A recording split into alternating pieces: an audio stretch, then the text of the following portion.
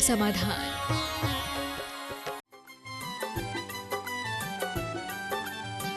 इस कार्यक्रम के पुण्यार्चक हैं श्री चंद्रसेन विनोद कुमार जैन, रामपुर वाले, VKJ projects private limited, Dehradun. स्वर्गीय श्री कैलाश चंद्र जी सेठी व स्वर्गीय श्रीमती कमला देवी सेठी, कुचील, मदनगंज, किशनगढ़ वालों की पुण्य स्मृति में सेठी परिवार व मुंबई निवासी सुपुत्र राजेंद्र सेठी, पुत्र वधू वर्षा सेठी, पौत्र शिखर सेठी, पौत्री कनुप्रिया सेठी।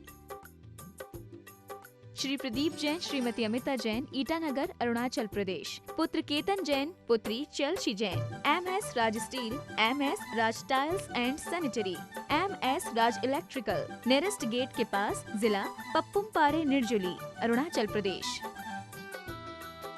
श्री जतिन शाह, श्रीमती डॉक्टर कल्पना जे शाह, पुत्री मुग्धा, अभिजीत शाह, डॉक्टर केतकी, तुषार शाह, पौत्र पौत्री Aadi, Abha, Ayu, Anand Pratishthan, Anand polyclinic and Manchakshu eye hospital, Dhulia, Maharashtra.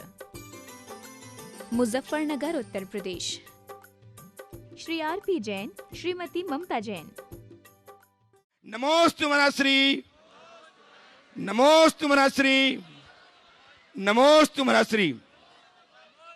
आज बड़ा सहयोग है जबकि इस सभा में गुणाधर के ट्रस्टी ब्रह्मचारी श्रीमान जय कुमार जी के सुपुत्र जतिन कुमार जी, सतीश कुमार जी, उनके पुत्र आकाश एवं संस्कार यहाँ उपस्थित हैं। वे आए, गुरुदेव के श्री चरणों में अर्पित करें, श्रीफल आशीर्वाद प्राप्त करें और उनके सम्मान करने के साथ ही उपस्थित हैं श्रीमान प्रशांत जैन, ट्रस्टी गुणायतन, अशोका गार्डन, भोपाल। वे भी परिवार के साथ आए और साथ में आए ट्रस्टी गुणायतन श्रीमान प्रदीप जी जैन, जैन स्वीट्स। इन सब ट्रस्टियों का हम सम्मान करना चाहते हैं। गुणायतन के ट्रस्टियों की ओर से तैयार रहें। आइए श्रीमान अनुभव जी सराफ, प्रचार मंत्री गुणायतन, श्रीमान अरविंद जी सुपारी, श्री विकास जी गोधा, श्रीमान अशोक जी सराफ, व्रती बहन शकुन जी सागर, आशीष जी, श्रेष्ठ जी 1100 क्वार्टर एवं उनका साथ दें श्रीमान प्रमोद जी हिमांशु, पंचायत सभा के अध्यक्ष एवं यहाँ के अध्यक्ष, और आरजाओ सागर जी महाराज की जिन्हें पिछी प्राप्त हुई है, जयदीप जी जैन, जितेंद्र जी जैन। इन सबका सहयोग करते हुए सभी सम्मान करें। नीचे ही खड़े हो जाएं, गुरुदेव के चरणों में अभिवंदन करें, आशीर्वाद प्राप्त करें। अरे भैया जो नाम आइए आप सम्मान करें और तालियां आपकी लगातार बजती जाएं। प्रमोद जी आइए ना, रविंद्र पत्रकार जी जाएं और सहयोग हिमांशु जी के साथ सम्मान करें। देरी न करें, बातचीत न करें। महाराज जी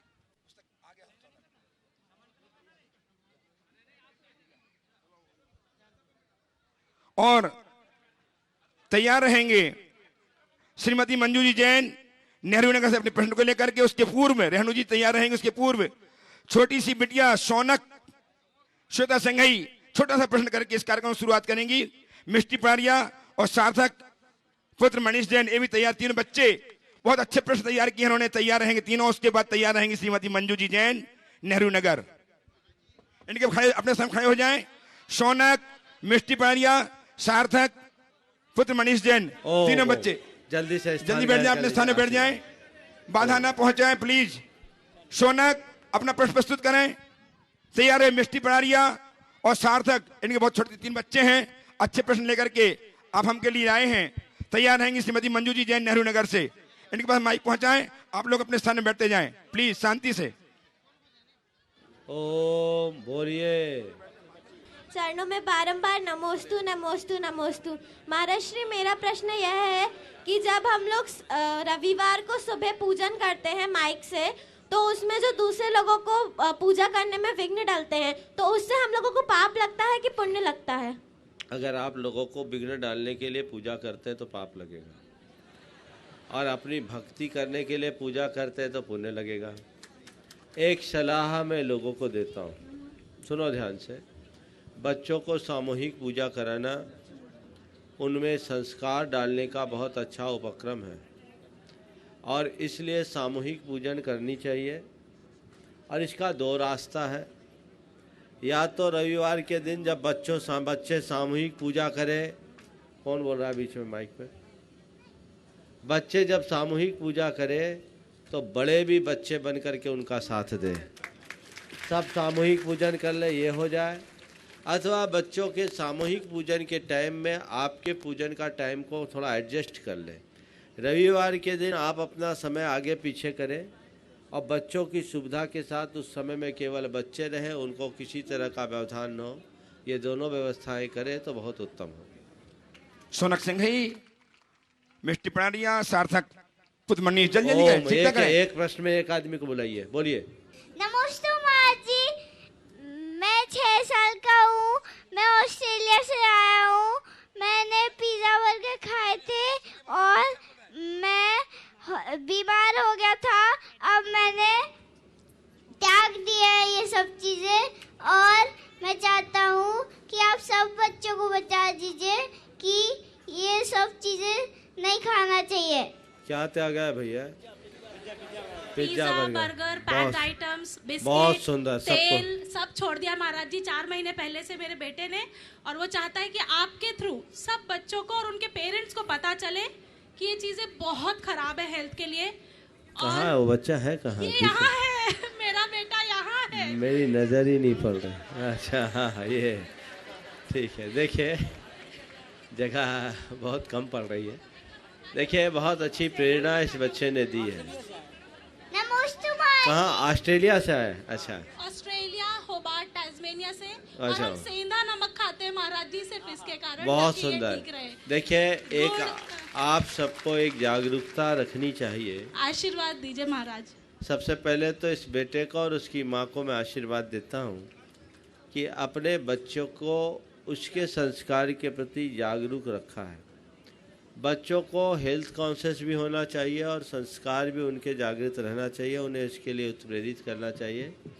ये सब चीज़ें स्वास्थ्य की दृष्टि से कतई अनुकूल नहीं है और इसलिए इन सब का सेवन बिल्कुल नहीं करना चाहिए। इस बच्चे से और बड़ों को भी प्रेरणा लेनी चाहिए, लेकिन बच्चे इन सब चीज़ों से विमुख तब होंगे जब बड़े खुद उनके आगे त्याग करें। जब बड़े खाएंगे तो बच्चे कहाँ पीछे रह पाएंगे। इसलिए बड़े भी सावधान रहे और इन सब चीज़ों से बचे, ध्यान रखें। चलिए आगे। उपस्थित हो मंजू जी जैन नेहरू नगर से। तैयार हैं इंजीनियर संजय जी जैन मिलिट्री। अरिहंत के लघुनंदन पंचवालयति मुनिराजों के चरणों में मेरा और मेरे परिवार की तरफ से अनंत बार नमोस्तु नमोस्तु। हे गुरुवर, 2 पंक्तियों में मेरा प्रश्न है। हम जिसे कहते हैं मैं, अस्थि पंजर हाड़ मांस वह असल में, जो सांस लेते हम प्रतिपल वह भीतर जाते ही बाहर आती।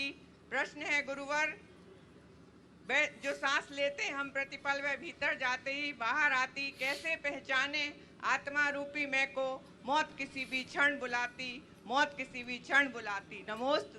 कैसे पहचाने आत्मा रूपी मैं को? इसे पहचानने के लिए दूसरों से पूछने की जरूरत नहीं है। अंदर से ये जो प्रश्न उठा रहा उसी से पूछो कि तू कौन है, समझ में आ जाएगा मैं कौन हूं। चलिए। सार्थक कौन है? हाँ, बोलो बोलो जल्दी। इंजीनियर संजय जैन मिलिट्री तैयार हैं। बोलो। नमस्ते महाराज जी, मेरा प्रश्न यह है कि मोबाइल में पबजी जैसे हिंसा गेम खेलने से हमें क्या पाप लगता है? देखो, पबजी जैसे हिंसा के गेम खेलने से हिंसा का पाप तो लगता ही है, जीवन ही बर्बाद हो जाता है। आए दिन ऐसे समाचार आए, कई बच्चे मौत के घाट उतर गए। अभी 6 महीने पहले मंदसौर का एक बच्चा पबजी खेलते खेलते उसका हार्ट फेल हुआ, पता है। मुझे एक क्लिप दिखाई कि पबजी खेलते खेलते वो पागल हो गया, पागलपन का दौरा आने लगा, उसको ब्रेन स्ट्रोक हो गया। ये इस तरह की चीज़ें आती है। इस तरह के खेल नहीं खेलने चाहिए। इससे हमारे समय की भी बर्बादी होती है, स्वास्थ्य भी खराब होता है और पाप का बंध तो लगता ही है। मैं सभी से कहता हूँ, खेल वह खेलो जिससे शारीरिक और भावनात्मक विकास हो। ऐसा खेल कभी ना खेले जिससे न तो शारीरिक विकास हो न भावनात्मक विकास हो। इस तरह के जितने आजकल के गेम्स आए हैं वे लोगों को शारीरिक रूप से और भावनात्मक रूप से बीमार करते हैं, इसलिए ऐसी क्रियाओं से बचना चाहिए। उपस्थित हो इंजीनियर संजय जी मिलिट्री तैयार हैं। श्रीमती इंदु जी कटनेरा भोपाल। इंदु जी कटनेरा अपने स्थान खड़े हो जाएं और तैयार हैं सुनील जी, पब्लिशर्स भोपाल। इंदु जी बोले। बोलिए, पहुंचना ही मुश्किल है। श्री वीर तिसला मंडल अशोका गार्डन तैयार रहे। माइक बंद ना किया करें बोलने के बाद। नमोस्तु गुरुवर। आराध्य देव के चरणों में कोटि सा नमन करती हुई मंचासीन पंच ऋषिराज के चरणों में बारंबार नमोस्तु। उपस्थित सभी धर्म प्रेमी को जय जनेन्द्र, भारत माता की जय। गुरुदेव, हमें अंग्रेजी में वाइफ का अर्थ पता है, संस्कृत में भार्या का अर्थ पता है और हिंदी में जीवन साथी का अर्थ पता है। और श्रीमती का अर्थ है श्री यानी सही, मति यानी बुद्धि, अर्थात अच्छी बुद्धि हो वो ही श्रीमती है। तो लेकिन गुरुदेव, मेरे धर्म के अनुसार धर्म पत्नी क्या है और क्या होती है, और धर्म पत्नी की परिभाषा क्या है? कोई भी बन सकती है। और धर्म पत्नी अगर है तो वो क्या जीन्स टॉप पहन के अनायतनों में तीर्थ वंदना कर सकती है, या जिसका पति धर्म करता हो तो वो धर्म पत्नी है? नमोस्तु गुरुवर, शंका का समाधान कीजिए। देखिए, बहुत अच्छा सवाल आपने किया है। सबसे पहले तो मैं आपसे कहूं, वाइफ, जीवन संगनी, श्रीमती दुनिया में कहीं भी मिल जाएगी, पर धर्म पत्नी केवल भारत में मिलती है। और धर्म पत्नी कौन है इसे समझिए। जो अपने पति के धर्म के पालन में सहायक हो और जो पत्नी धर्म का पूर्ण रीत्या पालन करे, वो धर्म पत्नी। थोड़ा मेरी बात को ध्यान से समझना। थोड़ा उनका सवाल हो जाने दो, अभी आपका नंबर नहीं है। बैठिए आप लोग, अभी बैठिए। मैं कह रहा था, जो पति के धर्म के सहायिका हो और साथ में पत्नी धर्म का अच्छे रीति से पालन करे, वो धर्म पत्नी। पत्नी को धर्म पत्नी कहने का सबसे बड़ा प्रयोजन ये है कि पत्नी से जुड़ने के बाद ही पति धर्म, अर्थ और काम पुरुषार्थ रूप त्रिवर्ग की सेवा कर पाता है।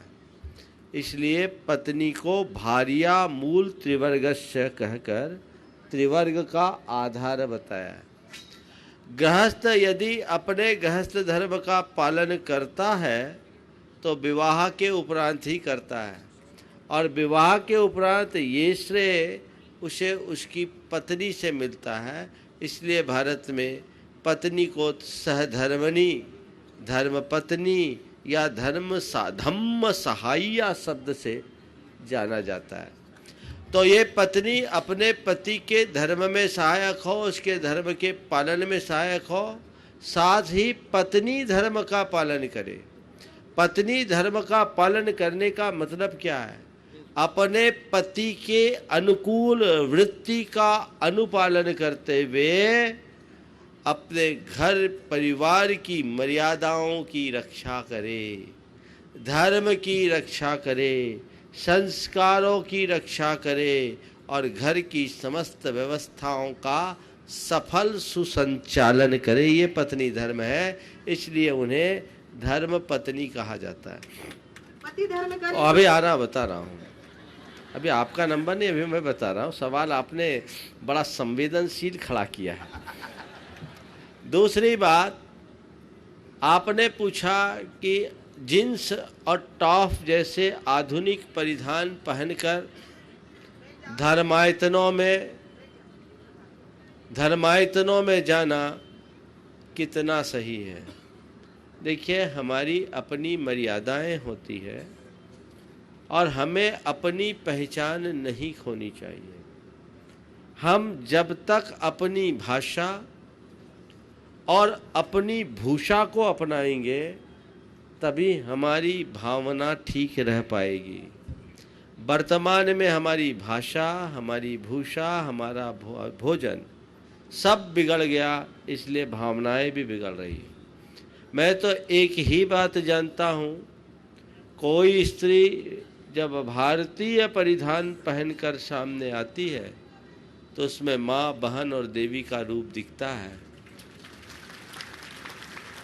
कोई स्त्री जब भारतीय परिधान पहन कर आती है तो उसमें माँ, बहन या देवी का रूप दिखाई पड़ता है, और वही जब वो पश्चिमी परिधान पहन कर आती है, आपको खुद तय कर ले उसका क्या स्वरूप प्रकट होता है। अब आपने सवाल किया पति धर्म करे तब। एक दिन मुझसे किसी ने सवाल किया, महाराज धर्म पत्नी होती है, धर्म पिता होता है, धर्म भाई होता है, धर्म पुत्र होता है, धर्म पति क्यों नहीं होता? हाँ मुझे पता था शायद आप आएंगे कि धर्म पति क्यों नहीं होता। तो मैंने कहा कि पति को पत्नी का निभाना ही उसका धर्म है, इसलिए दूसरा धर्म पति नहीं होता। एक को जिसे धर्म पत्नी बनाकर लाया, पति का कुल इतना ही धर्म है, जीवन भर साथ निभाना, इसलिए दूसरा धर्म पति कोई नहीं बन सकता। और पत्नी भी जिसे अपना पति बना ली, वो खुद धर्म पत्नी बन गई, तो अब उसे किसी धर्म पति की जरूरत नहीं। उपस्थित हो श्री वीर विहार शिशला मंडल अशोका गार्डन तैयार हैं 108 विद्यासागर पाठशाला अशोका गार्डन। यूं तो हर धर्म और संप्रदाय में पुण्य और पाप की बात होती है, और हमारे धार्मिक कार्यक्रमों में भी पुण्यार्जक शब्द सुनाई देता है। तो गुरुवर मेरी शंका ये है कि जब कभी पुण्य और पाप की बात करते हैं तो जैन धर्म में विशेष क्या है? हमें जैन धर्म किस प्रयोजन और किस विधि से पालना चाहिए? गुरुवर क्या इस विषय में हमें मार्गदर्शन प्रदान करेंगे? देखिए, जैन धर्म में पुण्य और पाप की जिस रीति से मीमांसा की गई है वैसी कहीं नहीं। जैन धर्म पुण्योपार्जन की बात तो करता है, पर दुनिया में एक ही जैन धर्म ऐसा है जो पुण्य के फल को त्यागने की बात करता है। जैन धर्म करता है पुण्य का उपार्जन करो, पर पुण्य का भोग मत करो। उपार्जित पुण्य तुम्हारी चेतना के परिष्कार में निमित्त बनेगा, पर पुण्य का भोग तुम्हें पाप में अनुरक्त करके तुम्हारा पतन कर देगा। इसलिए जीवन को पाप से बचाने के लिए पुण्य का उपार्जन करो, और पाप से बचना चाहते हो तो पुण्य के भोग से बचो। पुण्य का परित्याग करो, जीवन का उत्थान उसी में होगा। उपस्थित हो 108 विद्यासागर पाठशाला अशोका गार्डन तैयार हैं रिया जैन। बोलो जल्दी से पाठशाला की, जल्दी बोलिए, देर मत कीजिए, माइक दीजिए। रिया जैन तैयार हैं, अपने स्थान में खड़े हो जाए। रिया जैन। मंचासीन समस्त मुनिराजों को श्री 108 विद्यासागर पाठशाला अशोका गार्डन परिवार का त्रिवार नमोस्तु नमोस्तु नमोस्तु। महाराज श्री, हमारा प्रश्न पाठशाला के बच्चों से संबंधित है। आजकल बच्चे सारा दिन एक कॉम्पिटिटिव माहौल में जीते हैं, जिसका उनकी मानसिकता पर काफी गहरा प्रभाव पड़ता है। पाठशाला में भी एक दूसरे को कॉम्पिटिटर ही समझते हैं, आपस में मैत्री भाव नहीं रखते हैं। महाराज जी, ऐसी स्थिति में क्या किया जाए जिससे बच्चों में मैत्री भावना का विकास हो? आपने पूछा है कि प्रतियोगिता की मानसिकता से बच्चों को कैसे बचाएं। दोस्तों, आप लोगों का है, बचपन से ही आप अपने बच्चों को क्लास में नंबर 1 आने की बात करते हैं, तुम्हें टॉप करना, ये बातें सिखाते हैं। आज की शिक्षा प्रणाली भी कुछ ऐसी ही है। तो जिस बच्चे को प्रारंभ से सबसे आगे रहने की बात सिखाएंगे, उस बच्चे में ऐसी मानसिकता अपने आप बढ़ जाएगी। बहुत कम लोग हैं जो अपने बच्चों को कहते बेटा अच्छे से पढ़ो। ज़्यादातर लोग तो बच्चों के नंबर्स को देखते हैं, मार्क्स कितने आए तो मैं टॉप करना है। ये जो सोच है, इसे जब तक हम नहीं बदलेंगे तब तक इस तरह की कॉम्पिटिटिव भावना नष्ट नहीं होगी। तो प्रारंभ से, आजकल तो कुछ लोगों की सोच ऐसी हो गई कि हम बच्चों को परीक्षाओं से मुक्त करें। ये कंसेप्ट बहुत तेज़ी से बढ़ रहा है कि वो परीक्षा से मुक्त होकर के अच्छे से अध्ययन करने की प्रवृत्ति को अपनाएं तो बहुत अच्छे सुपरिणाम आ सकते हैं। जब तक ऐसी व्यवस्था नहीं बनती, घर परिवार में आप अपने बच्चों की ऐसी मानसिकता तो बना ही सकते कि बेटा हमें पढ़ाई करना है, नंबर्स को नहीं देखना। चलिए रियाजन उपस्थित हों। तैयार हैं श्री मनीषा जी जैन।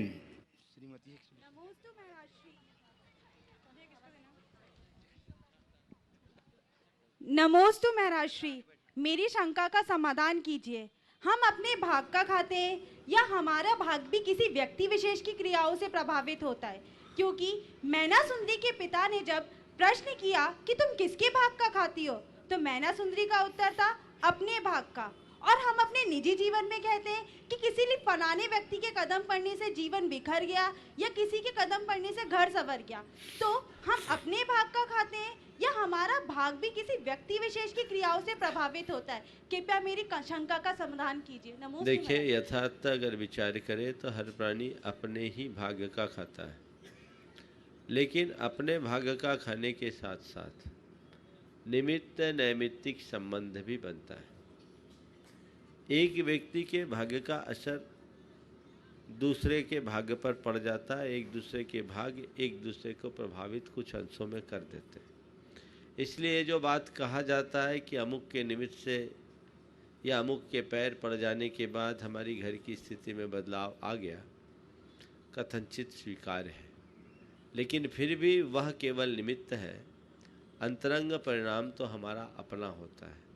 ऐसा नहीं है कि किसी दूसरे के भाग्य से ही सब कुछ होगा।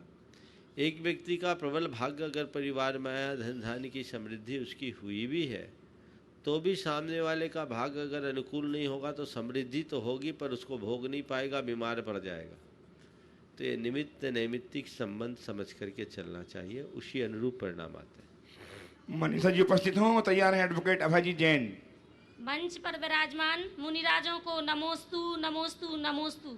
महाराज श्री, जिस प्रकार भगवान जी का समूसरण लगता है और वहाँ पर भगवान की वाणी खिरती है और गणधर उस वाणी को लिखते हैं, उसी प्रकार आज शंका समाधान रूपी मंच पर प्रमाण सागर रूपी भगवान रूपी प्रमाण सागर जी का समूसरण लगा है और गणधर के रूप में अशोका गार्डन वाले उस वाणी को सुन रहे हैं। तो ये सब हमारे अशोका गार्डन वालों का सब कोई सामूहिक पुण्य है क्या महाराज जी? और अपनी खुशी शब्दों में व्यक्त नहीं कर सकते हम लोग, कृपया समाधान कीजिए। देखिए, ऐसा है, भगवान बोलते हैं, गणधर सुनते हैं और गणधर ही लोगों का समाधान करते हैं। भगवान से तो कोई साक्षात नहीं सुन सकता। लेकिन आज आपने जो बात बोली है, दोनों बातें गलत है। न तो मैं भगवान है, ना अशोका गार्डन वाले गणधर है। मैं तो भगवान हूँ नहीं, मैं साधु हूँ, दिख ही रहा है।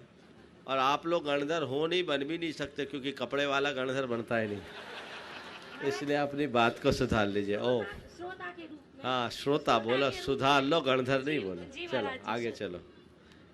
एडवोकेट अभय जी जैन उपस्थित हों। तैयार हैं श्रीमती संध्या जी जैन, अशोका गार्डन। महाराज जी, 2 लाइन की पंक्तियाँ। मानव की सेवा कौन करे, मानवता पूजी जाती है। साधक की पूजा कौन करे, साधकता पूजी जाती है। फूलों की संख्या अनगिन है, पर अलीना उन पर जाती है। वे उन पर ही मंडराते हैं जो पुष्प पराग लुटाते हैं। ऐसे हमारे प्रमाण सागर में त्रिवार नमोस्तु के साथ करवत विनती करूंगा। ओ हाँ, सवाल करो जल्दी। महाराज जी, व्यसन 7 होते हैं। कुछ व्यक्ति व्यसन करते हैं तो महाराज जी उनको करने का अभिषेक भी करते हैं और वो लोग पूजा भी करते हैं और आहार भी देते हैं। उनको वो ऐसे लोग कर सकते हैं या नहीं कर सकते हैं? वो व्यसन करते हैं। लेकिन देखो, जो व्यसन करते हैं और पूजा करते हैं, मेरी राय में उनका व्यसन छुड़ाओ, पूजा नहीं। उनका व्यसन छुड़ाओ, पूजा छुड़ाने की बात मत करो। धीरे धीरे सुधरेगा। हम तो ये सोचते हैं कि ये कैसी अच्छी बात है कि व्यसन करने वाला भी भगवान का अभिषेक कर रहा है। ऐसा क्यों नहीं सोच? बुरी क्या है? अरे अभिषेक जो व्यसन करता वो भी अभिषेक कर रहा है, ये कम आश्चर्य की बात है। व्यसन करने वाला तो मंदिर में पाँव नहीं रखता। आज वो आया है, कल सुधर जाएगा। आप उसको सकारात्मक तरीके से क्यों नहीं देखते हैं? एक बात बोलता हूँ, थोड़ी बुरी लगेगी। हमारे समाज के जितने धर्मी लोग हैं ना, जितने भी धर्मी लोग, थोड़ा ध्यान से सुनो, शांति रखें। उनको अपने धर्मी होने का बड़ा अभिमान होता है और औरों को वो बड़े निकृष्ट दृष्टि से देखते हैं। बल्कि सच्चा धर्मी वो है जो हर पतित का उद्धार करने का भाव रखे। यदि कोई व्यक्ति ऐसी क्रिया करे, उसे प्रेम से सुधारो। मैं एक घटना आपको सुनाता हूं। एक स्थान पर बोली लग रही थी। सौधर्म इंद्र की बोली उस व्यक्ति ने ली जो रोज शराब पीता था। अब सामाजिक बोली उसकी, आजकल आप लोग बोली में नाम बाद में बोलते हैं, पहले बोली तोड़ते हैं।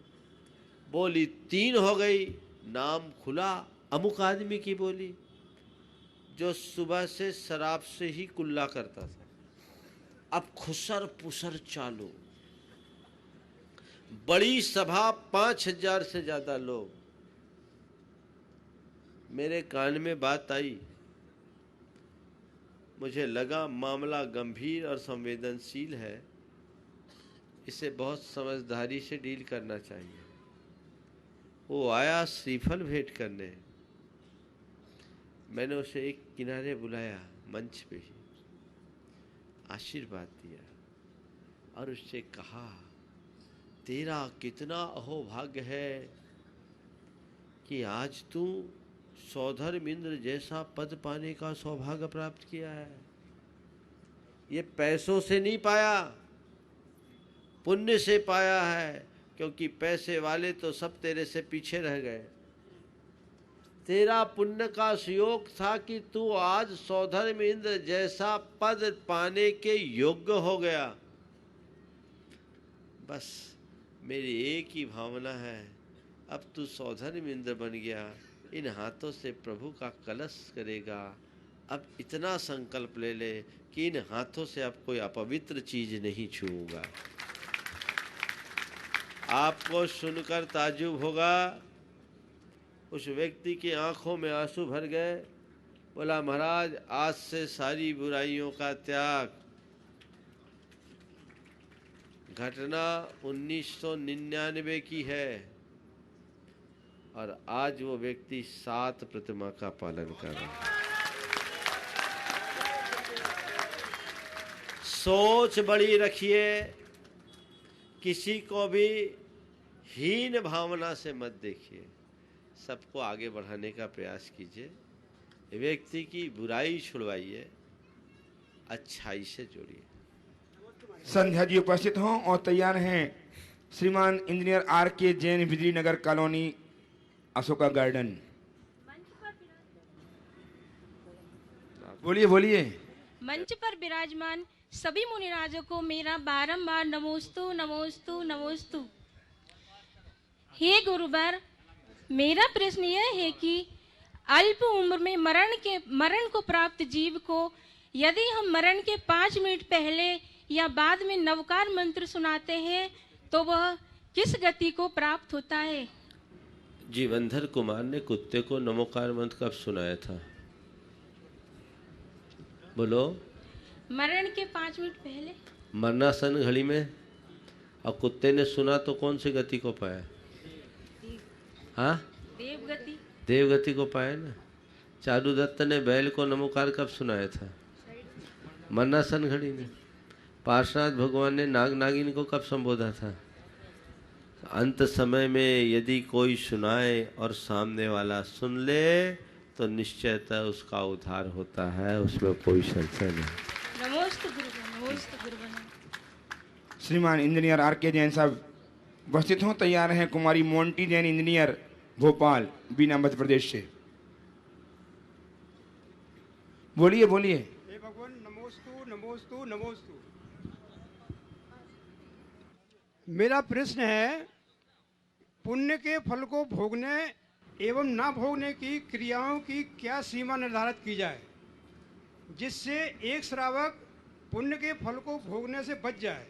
साथ ही पुण्य के फल को त्यागने की सबकी सीमाएं अलग अलग होती हैं क्या? कृपया शंका का समाधान करें। देखिए, पुण्य का फल भोगना ये तो जहर है। जहर जितना कम खाओ उतना अच्छा है, और ये मीठा जहर, समझ गए ना। तो जितना ज़्यादा भोगोगे उतना अधिक पतन होगा। इसकी कोई सीमा नहीं है। आप जिस स्तर पर इनका भोग त्यागेंगे आपका जीवन उतना अच्छा बनेगा। चलिए। उपस्थित भाई मोंटी जैन, इंजीनियर भोपाल से, निवासी बीना मध्य प्रदेश। तैयार हैं श्रीमान अभिषेक जी जैन, पुत्र अजय अभय जैन, अशोका गार्डन। हे गुरुदेव नमोस्तु। मैं इंजीनियरिंग की छात्रा हूँ, इंजीनियर आशीष जैन की भांजी हूँ। ओम ओम। मैं अपनी जॉब के साथ साथ माता पिता और समाज सेवा कैसे करूँ, मुझे मार्गदर्शन दीजिए। जॉब के साथ माता पिता और समाज की सेवा कैसे करूं? देखो, अभी तो तुम्हारे बहुत प्रारंभिक अवस्था है। माता पिता की सेवा करना तुम्हारा मूल दायित्व है, और समाज की सेवा में भी भूमिकानुरूप काम करो। इतना ही काम कर लो कि जॉब के अलावा हमारा जो समय का अपव्यय है उससे हम अपने आप को बचा ले, तो बहुत कुछ काम कर सकते हैं। और माता पिता की सच्ची सेवा अपने आचरण और व्यवहार से उनके गौरव को ऊंचा उठाना, यही सबसे बड़ी बात है। आइए अभिषेक जी। और तैयार हैं श्रीमती प्रियंका जी जैन, मध्य प्रदेश वाणिज्यकर अपील बोर्ड भोपाल। सभी महाराज जी को मेरा नमोस्तु नमोस्तु नमोस्तु। महाराज श्री, मेरा प्रश्न यह है कि शंका समाधान में, महाराज श्री मेरा प्रश्न यह है कि शंका समाधान में जिनके मन में शंका नहीं होती फिर भी वह बड़ी सी बड़ी शंका लाते हैं जिससे वह टीवी की स्क्रीन में बहुत देर तक बने रह सकें, तो इसमें किस प्रकार का दोष लगता है? मेरी शंका का समाधान कीजिए। अरे किसी का, सुनो किसी का दोष क्यों देखते हो? उसकी बड़ी सी बड़ी शंका में लोगों की बड़ी बड़ी शंकाओं का समाधान मिल जाता है कि नहीं मिलता? तुम पूछ रहे हो, तुम एक के निमित्त से कईयों का समाधान मिलता है। वो तो भले टीवी के स्क्रीन पे आने के लिए पूछ रहा हो, लेकिन उसके स्क्रीन पे आने से कईयों की स्क्रीन कितनी साफ हो जाती है ये तो देखो। तो लोगों की स्क्रीन साफ हो रही है, ये देखना चाहिए। हमारी दृष्टि हमेशा पॉजिटिव होनी चाहिए। नमोस्तु महर्षि, नमोस्तु। हाँ, श्री प्रियंका जी उपस्थित हों। प्रियंका जी। और तैयार हैं श्रीमान राजेश जी मिश्रा साहब, IAS, हमारे मंच में विराजमान हैं। तालियां बजाकर अभिनंदन करें श्रीमान मिश्रा जी का। हेलो, राजेश जी। नमोस्तु महाराज श्री, नमोस्तु नमोस्तु। महाराज श्री, मेरी शंका यह है कि महाराज श्री, ऐसा कहा गया है कि जिस घर में आप जैसे मुनिराजों के चरण एवं आहार नहीं होते वो घर नरक के समान होता है। महाराज श्री, ये संभव तो नहीं कि हर श्रावक का घर मंदिर के पास हो। कुछ श्रावक का घर मंदिर से दूर होता है, पर रास्ते में कुछ अनुकूल परिस्थितियां आ जाती हैं जहां आपको ले जाना संभव नहीं होता। तो ऐसी स्थिति में श्रावक कैसे पुण्य का अर्जन करे और अपने घर को स्वर्ग कैसे बनाए? देखिए, ये जो बात कहा गया नरक के समान कहना तो ठीक नहीं है। कुछ स्थानों में उसे शमशान के समान कहा कि जिस घर में योग्य अतिथि का, सुपात्र का चरण न पड़े उसे शमशान के समान कहा। अपने वाक्य को संशोधित कर लीजिए। मैं इस वाक्य को थोड़ा सुधार देता हूँ। जिस घर में साधु के चरण न पड़े वो शमशान के समान है, इसकी जगह मैं कहता हूँ जिस घट में साधु के चरण न बसे वो शमशान के तरह। घट में बसा लो, घर में चरण पड़े या न पड़े ये तो देश काल की सीमाएं हैं। यदि आपके घट में ऐसी व्यवस्थाएं होगी तो सब ठीक होगा। हाँ। यशस्वी IAS अफसर श्रीमान राजेश जी मिश्रा यही सर अपना प्रश्न प्रस्तुत कर समाधान प्राप्त करें, इनका सम्मान करें आज तालियां बजा करके। साथ में श्रीमान मलय जी जैन AIG यहाँ उपस्थित भी मंचासीन हो। और तैयार हैं श्रीमान इंद्रजीत जी जैन, आशीष जी जैन, सब मंचासीन हो जाएं और क्रमशः अपने प्रश्न प्रस्तुत करके समाधान प्राप्त करें हम सबके लिए। महाराज जी प्रणाम, चरण स्पर्श। मैं राजेश प्रसाद मिश्रा IAS अधिकारी हूँ। मेरा प्रश्न यह है कि धीरे आप अगर देखेंगे पिछले 50, 60, 70 साल में हमारे देश में वैभव बढ़ा है, मतलब गरीबी कम हुई है और लोग अपेक्षाकृत रूप से ज़्यादा अच्छे हो रहे हैं। उनकी जो धन अर्जन भी उन्होंने ज़्यादा किया और ज़्यादा अच्छी उनका जीवन यापन है। बावजूद उसके आप देखिए कि व्यक्तियों की हिंसक प्रवृत्ति बढ़ रही है। पुराने ज़माने में कहा जा सकता था कि लोगों के पास अन्न नहीं था खाने को तो वो मांस वगैरह खाते थे, लेकिन आज जब इतना प्रोडक्शन है, अन्न भी है, सब है, तब हम लोग हिंसक क्यों अधिक होते जा रहे हैं। आप देखिए अखबारों में छपता है कि लोग कहते हैं कि कुत्तों को मार दो नगर निगम से, कहीं कुछ, तो मतलब हमारी प्रवृत्ति, पहले चिड़ियों को लोग दाना रखते थे, कोई नहीं रख रहा, तो ये प्रवृत्ति में क्यों बदलाव आ रहा है जबकि हम ज़्यादा पढ़ रहे हैं। पढ़ने से तो हमें और अच्छा होना चाहिए था। बहुत अच्छा सवाल। देखिए, वैभव और विलासिता, इन दोनों का बड़ा गहरा संबंध है। जो जो वैभव बढ़ता है, विलासिता बढ़ते जाती है। पहले हम लोग अल्प साधन संपन्न थे, वैभव की कमी थी, तो विलासिता भी कम थी। अब वैभव बढ़ा है, साधन सामग्री बढ़ी है, तो विलासिता भी दिनों दिन बढ़ते जा रही है। दूसरी बात, पहले और अब में एक बड़ा मौलिक अंतर ये आया है कि पहले हमारी संवेदनाएं जागृत होती थी। अब बढ़ते हुए बुद्धिवाद के दौर में संवेदनाएं शुष्क होने लगी, और जो जो मनुष्य की संवेदनाएं क्षीण होती है, उसका व्यवहार हिंसक होता है, उसका चिंतन संकीर्ण होता है, हृदय अनुदार बन जाता है। आज यही हो रहा है। भौतिक स्तर पर, वैभव के स्तर पर और बौद्धिक स्तर पर मनुष्य भले समृद्ध हो गया, लेकिन भावनात्मक स्तर पर आज वो बड़ा दरिद्र है। आज के इस दौर में आवश्यकता है, अपेक्षा है, मनुष्य की भौतिक और बौद्धिक समृद्धि के साथ साथ भावनात्मक समृद्धि को बढ़ाने की। और ये भावनात्मक समृद्धि तभी बढ़ेगी जब वो धर्म को आत्मसात करे, साधु संतों के शरण में आए, भारतीय संस्कृति के मूल आदर्श को साथ लेकर के चले। भारत में वैभव पहले नहीं था, ऐसी बात नहीं है। भारत तो पहले दुनिया में सोने की चिड़िया के नाम से जाना जाता था। हम भारत के अतीत को पलट करके देखते हैं तो एक युग था जब भारत वैभव के शिखर पर बैठा था, लेकिन उस समय जहां भौतिक रूप से भारत समृद्ध था, वहीं आध्यात्मिक रूप से भी भारत बहुत समृद्ध बना हुआ था। वो भारत की समृद्धि की पहचान थी, इसलिए भारत को विश्व गुरु होने का भी श्रेय मिला था। ये भारत ही है जहां आत्मोपौम्य की भावना पूरे विश्व में गई, जहां वसुधैव कुटुंबकम का संदेश गुंजायमान हुआ, ये भारत है। तो ऐसे भारत में ये सब बातें जुड़ी रही। धीरे धीरे हमारी सोच बदली, विदेशी आक्रांताओं ने हमारी सांस्कृतिक निष्ठा को लील लिया। आज हमारी सोच बदल गई, बिगड़ गई। परिणाम स्वरूप ये स्थितियां आ रही है। अभी भी लोग अगर अपने अंदर सांस्कृतिक निष्ठा जागृत करें, आध्यात्मिक उत्क्रांति घटित करें, तो बहुत बड़ा बदलाव घटित हो सकता है।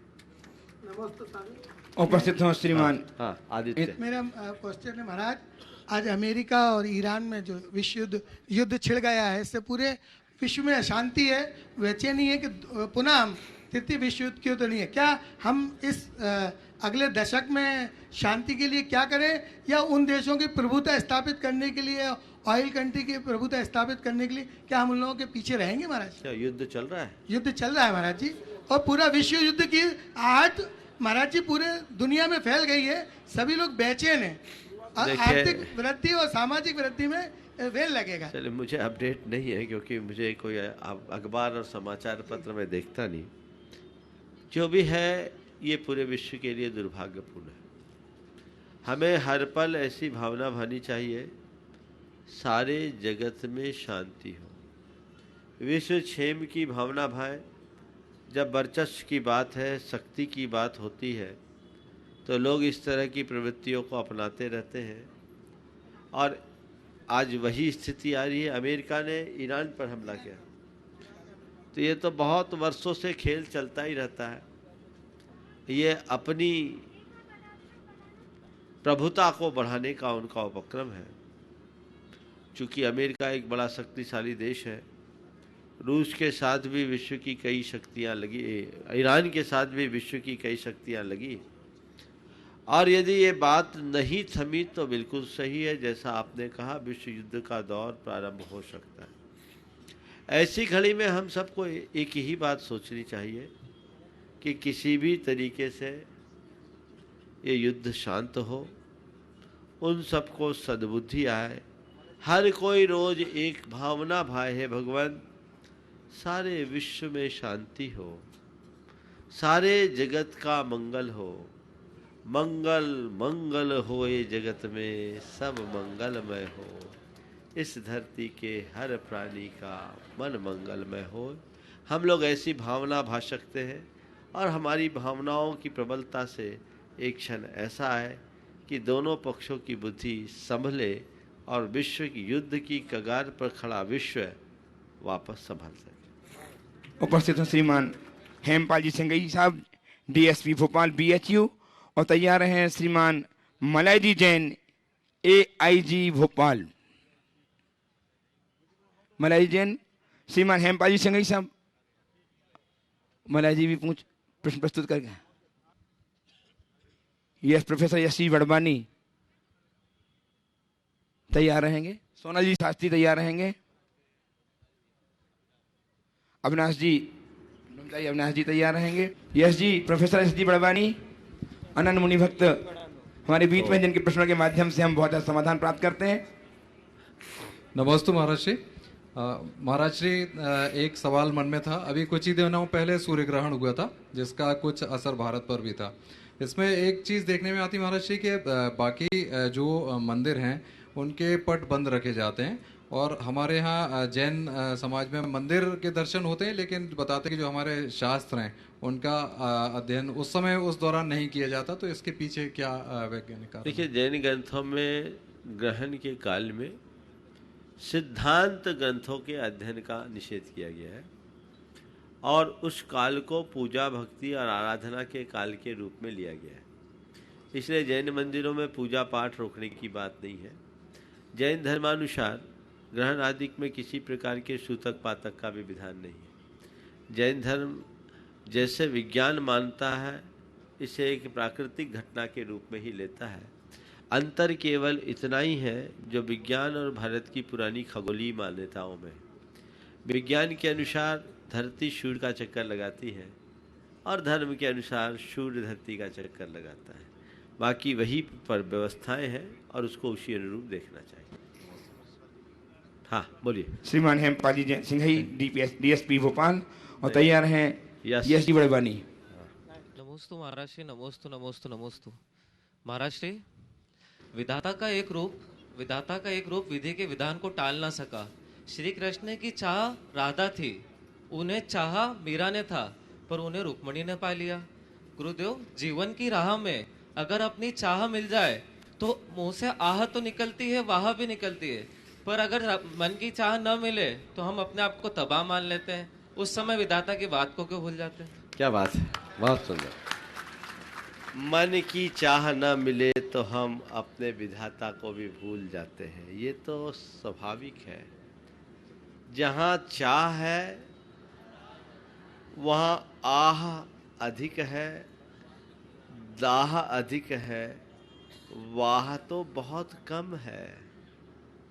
प्रकृति की एक व्यवस्था है, जो मैं चाहूं वो मुझे मिले, ये मेरे हाथ में नहीं है। मुझे जो मिला है वो मैं चाहूं, वो मेरे हाथ में है। जो मिला उसके साथ मैंने चाह जोड़ ली तो वाह है, और जो नहीं मिला उसकी चाह को जीवित रखा तो आह और दाह है, जिंदगी तबाह है। तो हमें उदाहरण बिल्कुल बहुत अच्छा उदाहरण आपने दिया है कि श्री कृष्ण को राधा ने चाहा, मीरा ने चाहा, पर पाया रुक्मणी ने। संदेश है, काश लोग इस चीज को समझ लें और इसके आधार पर अपने जीवन को मोड़े, तो बहुत कुछ जीवन में बदलाव घटित हो सकता है।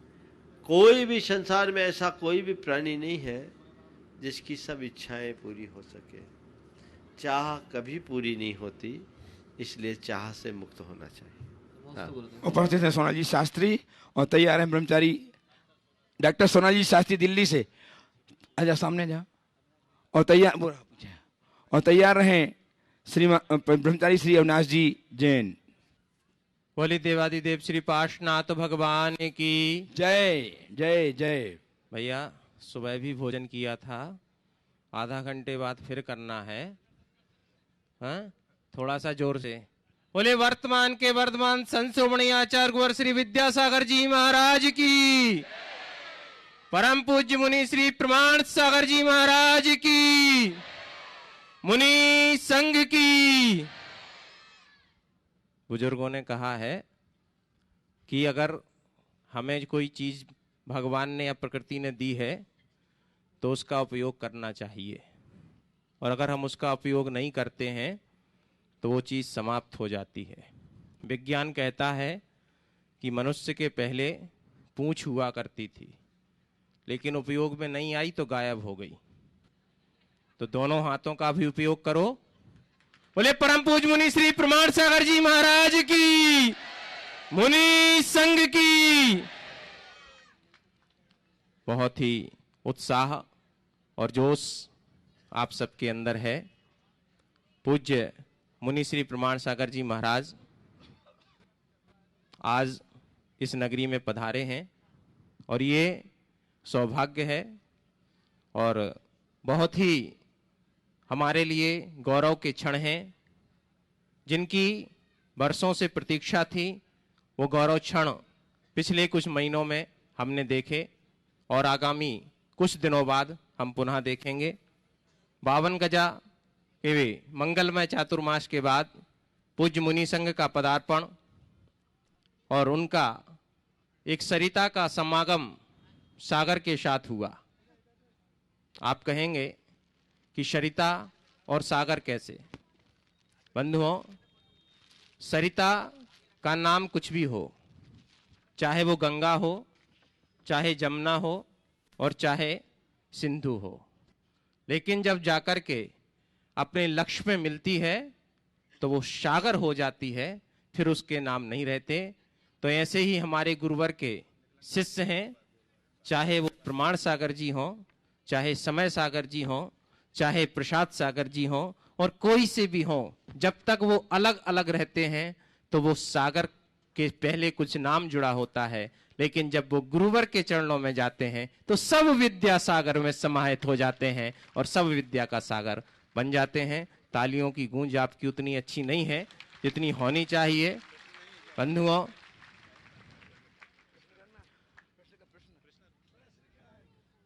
और इसमें अभी कोई प्रश्न कोई नहीं है, बस नमोस्तु निवेदित करता हूं मैं इतना। ब्रह्मचारी अविनाश जी उपस्थित हों। उसके पूर्व अदिति जैन मंडीदीप से, भोपाल से हमारे बीच में है, जिन्होंने गुरुदेव का बहुत अच्छा चित्र यथार्थ चित्र अंकित किया है। आए गुरुदेव का आशीर्वाद लें और जल्दी खड़े हो जाए, जब तक जल्दी हो जाए। तैयार हैं युवा मंडल सुका गार्डन के श्री गौरव जैन अध्यक्ष। ओम। देखिए, अभी डॉक्टर सोनल शास्त्री आप सबके बीच थे। आप सबको लग रहा होगा इन्हें क्यों खड़ा कर दिया। हाँ, आपको पता नहीं है वो कौन है। ये बड़े लगनशील अध्यवसायी विद्वान हैं। हमारी जितनी पुस्तकें आप लोगों के पास जाती उसके संपादक यही। अभी आने वाले दिनों में जो सिद्ध चक्र महामंडल विधान होना है, उस विधान के भी वो ही संपादक हैं जिसका संशोधन किया। ऐसे योग्य विद्वानों को अवसर देना उचित होता है। बहुत अच्छे वक्ता भी है, पर अभी समय की सीमा में उनने अपनी बात को जल्दी समेट लिया। एक बार करतल ध्वनि से उनका स्वागत कर दीजिए। जय बोले संत शिरोमणि आचार्य भगवान गुरुदेव विद्यासागर जी महामुनिराज की, परम पूज्य मुनिवर श्री प्रमाण सागर जी महाराज की, परम पूज्य मुनि श्री प्रसाद सागर जी महाराज की मुनि संघ की महानुभावों, मध्य प्रदेश की राजधानी भोपाल वालों का सौभाग्य जाग चुका है। सरिता बह रही है जैसा कि अभी पूर्व विद्वान ने कहा, और उसी सरिता में आपने टीवी में हमेशा पूज्य श्री को देखा होगा, उनके पावन मुखारविंद से मंत्रों का उच्चारण सुना होगा, उनके पावन मुखारविंद से ओम ह्रीम अरहम असियाउसा नमः का उच्चारण सुना होगा, पर वह उच्चारण मात्र आपने टीवी पर देखा है। अब साक्षात आपको लाइव देखने को मिलेगा। टीवी पर आज तक लाइव देखा है, पर साक्षात लाइव देखने का सौभाग्य आगामी 18 जनवरी से लेकर के 26 जनवरी तक आज तक अष्टानिका में विधान हुआ, पर प्रथम बार मध्य प्रदेश की राजधानी भोपाल वालों को अष्टानिका के अलावा संस्कृत में सिद्ध चक्र महामंडल विधान करने का सौभाग्य मिलेगा। जैसा सबको जानकारी है, 52 गजा के बाद 84 मंडलीय सिद्ध चक्र महामंडल विधान यहाँ पर हो रहा है। नाम 100 के ऊपर आ चुके थे, लेकिन पूज्य श्री ने 84 पर लॉक किया। स्थान बहुत सुंदर मिल चुका है। अब शेष हमारे पास में 8 स्थान और बचे हैं। 8, 2 हमारे पास में बड़े मंडल वाले हैं जो बड़ा पुण्यार्जक के रूप में, 2 मंगल कलश के रूप में, 2 मंगल दीप के रूप में, 1 ध्वजारोहणकर्ता के रूप में और 1 पंडाल उद्घाटनकर्ता के रूप में अपना नाम यहाँ पर बोलियां नहीं लगेंगी। पूज्य के माध्यम से आप संपर्क कर सकते हैं, कमेटी के माध्यम से संपर्क कर सकते हैं। और बाकी लोग सोच रहे होंगे हमारा क्या होगा, तो आप चिंता न करें। पूज्य ने आपके ऊपर बहुत दयालुता करी। मात्र 11,000 रुपए की राशि में एक जोड़े 7100 रुपए, बहुत घट गया है। 7100 रुपए की राशि में आपके लिए जोड़े की राशि और मात्र 5100 रुपए की राशि में एकल रूप में आपको ये सौभाग्य प्राप्त हो सकता है। स्थान बहुत सीमित है। आप हमारे कमेटी के पास में प्रमोद जी हिमांशु और समस्त कमेटी के पास में आप अपना नाम लिखा करके इस सौभाग्य को, विधान हमारा जो श्यामला हिल से है, पवन सुपर, पंकज जी सुपाड़ी, अजय जी जैन को, विकास जी गोधा, अरविंद जी सुपाड़ी, रविंद्र जी के पास में आप अपना नाम लिखा करके सौभाग्य प्राप्त कर सकते हैं। श्यामला हिल्स में 400 बाई 400 का स्थान हमको प्राप्त हो चुका है, जहां पर बहुत विशाल रूप में ये संस्कृत में सिद्ध चक्र महामंडल विधान होगा। आप सभी लोग उसका सौभाग्य प्राप्त करेंगे। देखिए, इस विषय में 2 बातें मैं कहना चाहूँगा। सिद्ध चक्र महामंडल विधान जैन परंपरा की सर्वश्रेष्ठ आराधना के रूप में जानी जाती है। बैठ जाइए। जैन परंपरा के सर्वश्रेष्ठ आराधना के रूप में सिद्ध चक्र महामंडल विधान को जाना जाता है। आप सबको पता है कि ऐसी मान्यता है कि जीवन भर में किए गए पाप के प्रायश्चित स्वरूप गृहस्थों को एक बार सिद्ध चक्र विधान करना चाहिए, और वो विधान मूल संस्कृत का और गुरुमुख से, ये तो अपने आप में बहुत सौभाग्यशाली घटना होती है। विधान के लिए आप लोगों का बहुत अच्छा उत्साह प्रदर्शित हुआ। 5 मिनट में जितने चाहिए थे उससे ज़्यादा नाम हो गए, तो 84 पर उसको लॉक करना पड़ा। अभी भी बहुत सारे लोग प्रतीक्षारत हैं। अब मंडल तो आपके हाथ से चला गया, लेकिन पुण्य का अवसर मत जाने दीजिए। अभी मुख्य मंडल है, इतने बड़े महानुष्ठान के मुख्य पुण्यार्जक बन करके जो लाभ लेंगे वे महान भाग्यशाली होंगे, जहाँ एक साथ हजारों लोग आहुतियाँ देंगे। और आप सबको पता है इस विधान में यहाँ तो जो लोग बैठेंगे सो बैठेंगे ही, लोग घरों में भी टीवी के माध्यम से अपना विधान करते आ रहे हैं और इस बार फिर से करेंगे। इतने सारे लोगों के पुण्यार्जन का 6वां हिस्सा उन सबको मिलेगा जो इसके मुख्य मंडल के पुण्यार्जक होने का सौभाग्य प्राप्त करेंगे, जो ध्वजारोहण करने का सौभाग्य प्राप्त करेंगे, जो मंडप के उद्घाटन का सौभाग्य प्राप्त करेंगे। ये अन्य अन्य जो बातें आपके बीच बताई गई है, शीघ्रातिशीघ्र उसके लिए संपर्क करें। और जो आम लोग भी इस विधान में सहभागिता रख रहे हैं, वे अपना, जैसा अभी बताया, जल्दी अपना, क्यों 10 तारीख तक का टाइम दिया, 10 तारीख तक आप दें, ताकि 10 तारीख भी बहुत आगे है, 5 है, 3 दिन बहुत है इसके लिए, तो अभी तक खत्म हो जाएंगे। जल्दी आप कर लीजिए। मुझे बोल रहे नाम हमारे पास बहुत आगे है, स्थान सीमित है। अपने उत्साह का परिचय दीजिए और इस विधान को आनंद उत्सव के साथ अपने जीवन का एक अप्रतिम अनुष्ठान बनाने का प्रयास कीजिए। बोलिए। आइए, युवा मंडल के अध्यक्ष अशोक जी, गौरव जी जैन तैयार रहे, मोनिका तेजू जैन। बोलिए। नमोस्तु भगवान, नमोस्तु भगवान, नमोस्तु भगवान। मंच में मंचासीन पंच वाले थी भगवान की जय। भगवान, मेरी एक शंका थी कि प्राचीन आचार्यों द्वारा लिखे हुए शास्त्रीय आगम है या वर्तमान में जो आचार्य हैं और जो शास्त्र लिख रहे हैं उनको हम क्या कहेंगे, एवं माताजी द्वारा जो ग्रंथ लिखे गए वो मान्य हैं या निर्ग्रंथ साधुओं द्वारा लिखे हुए ग्रंथ हैं वो मान्य मानेंगे? देखिए, हरिकाओं के द्वारा लिखे गए ग्रंथ को अमान्य नहीं कहा जा सकता, बशर्ते वो आगम के अनुरूप हो। जब पंडितों के द्वारा लिखे गए ग्रंथों को मान्य किया जाता है तो हरिकाओं तो संयमी है, इसे अमान्य नहीं कह सकते। प्राचीन आचार्यों द्वारा जो लिखे हुए ग्रंथ हैं उन्हीं के आधार पर उसको लिखा है तो कोई दोष नहीं, और कोई नई बात लिखी है तो कोई भी लिखे, हम जैसा साधु भी लिखे तो अमान्य। हाँ, नमोस्तु महर्षि। और कल की पूज्य श्री की आहारचर्या अयोध्या नगर जिनालय में, और कल के शाम की शंका समाधान पूज्य श्री का पिपलानी भेल में होगा। मध्याह्न में 3:30 बजे से पुनः आपको पूज्य श्री की समस्त शंकाओं का समाधान सुनने का सौभाग्य प्राप्त होगा। और टीवी में आपका जो समय है 6:20 से जो चलता है उसी समय रहेगा। और परसों सुबह पूज्य श्री का मंगल प्रवचन और आहारचर्या आचार्य विद्यासागर इंस्टीट्यूट में होगा। आप सभी लोग वहां पर पहुंचे और पूज्य श्री की आहारचर्या और प्रवचन का लाभ लें। इस प्रकार आज के सत्र को परम पूज्य गुरुवर के चरणों में नमन अर्पित करते हुए यहीं पर विराम। बोले परम पूज्य आचार्य गुरुवर श्री विद्यासागर महाराज की जय जय जय। परम पूज्य प्रमासागर जी महाराज की जय। इस कार्यक्रम के पुण्यार्चक थे श्री चंद्रसेन विनोद कुमार जैन, रामपुर वाले, VKJ projects private limited, Dehradun. स्वर्गीय श्री कैलाश चंद्र जी सेठी व स्वर्गीय श्रीमती कमला देवी सेठी, कुचील, मदनगंज, किशनगढ़ वालों की पुण्य स्मृति में सेठी परिवार व मुंबई निवासी सुपुत्र राजेंद्र सेठी, पुत्र वधू वर्षा सेठी, पौत्र शिखर सेठी, पौत्री कनुप्रिया सेठी। श्री प्रदीप जैन, श्रीमती अमिता जैन, ईटानगर, अरुणाचल प्रदेश, पुत्र केतन जैन, पुत्री Chalshi Jain, MS Raj steel, MS Raj tiles and sanitary, MS Raj electrical, nearest gate के पास, जिला पप्पुमपारे, निर्जुली, अरुणाचल प्रदेश। श्री जतिन शाह, श्रीमती डॉक्टर कल्पना जे शाह, पुत्री मुग्धा, अभिजीत शाह, डॉक्टर केतकी, तुषार शाह, पौत्र पौत्री Aadi, Abha, Ayu, Anand Pratishthan, Anand polyclinic and Manchakshu eye hospital, Dhulia, Maharashtra. Muzaffarnagar, Uttar Pradesh. Shri RP Jain, Shrimati Mamta Jain.